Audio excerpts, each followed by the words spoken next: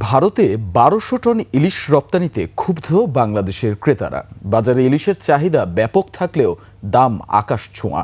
এমন পরিস্থিতিতে ইলিশ রপ্তানিকে ইতিবাচক হিসেবে দেখছেন না consumer association of Bangladesh cap. Hakim Mahir report. Chandpur মাছের বাড়ি চাঁদপুর। ভরা মৌসুমেও আকাশচুম্বী ইলিশের দাম নাগাল পাচ্ছেন না ক্রেতা। ছোট আকারের ইলিশের কেজি ১০০০ টাকা, আর কেজির বেশি হলেই দাম হাঁকানো হচ্ছে প্রায় ২৫০০ টাকা।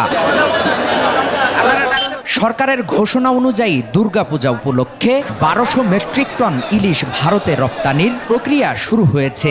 এরই মধ্যে ৬৩ মেট্রিক টনের বেশি ইলিশ ভারতে প্রবেশ করেছে। বেনাপোল বন্দরের কর্মকর্তারা জানান, মৎস্য অধিদপ্তরের নির্দেশনা অনুযায়ী ভারতে ইলিশ পাঠানো হচ্ছে।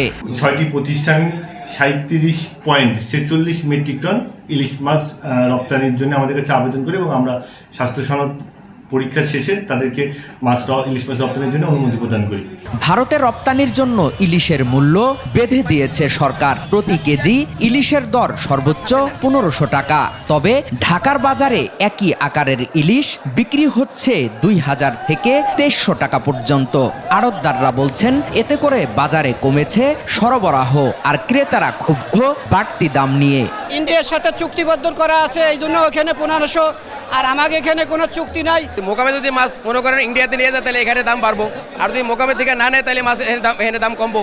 আমাদের পার্শ্ববর্তী দেশে যেই রেটে মাছগুলো চলে যাচ্ছে, এটা আমরা আশা করি না। আমরা যদি সেই রেটে পেতাম, আমরা খুব আনন্দের সাথে সবাই গরিব দুঃখী যারা সবাই মিলে একসাথে খেতে পারতাম।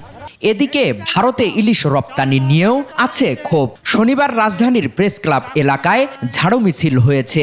মিছিলের আয়োজকরা বলছেন, ভারতে ইলিশ রপ্তানি আত্মঘাতী সিদ্ধান্ত। উপদেষ্টারা বলছে যে আমরা বাধ্য হয়ে ভারতে ইলিশ পাঠাচ্ছি। এই গুপ্ত ভারতীয় দালাল কারা? অবশ্যই আত্মঘাতী সিদ্ধান্ত। কেন? আমরা তো ইলিশ মাছ খেতে পাচ্ছি না। বাংলাদেশের জনগণ, ১৮ কোটি জনগণ আগে ইলিশ মাছ খাবে। নতুন করে বাংলাদেশের জনগণের সাথে অন্তর্বর্তী সরকার প্রতারণা করে শেখ হাসিনার আইনে আবার তারা নতুন করে ইন্ডিয়াতে ইলিশ মাছ দিচ্ছে।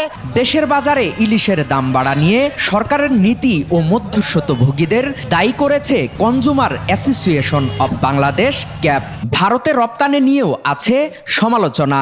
যেটা নিয়ে আমাদের এই অভ্যুত্থান হলো, ভারত বিরোধী একটা সেন্টিমেন্টও কিন্তু আমাদের এখানে তৈরি হয়েছে, কিন্তু সেই সেন্টিমেন্টটাকে কিন্তু রক্ষা করা হয় নাই। দেশের মানুষকে আগে ইলিশ পাওয়ার নিশ্চয়তা দিয়ে বাড়তি অংশ ভারত সহ বিভিন্ন দেশে রপ্তানির পরামর্শ বিশ্লেষকদের। হাকিম মাহি, ২১ টেলিভিশন, ঢাকা।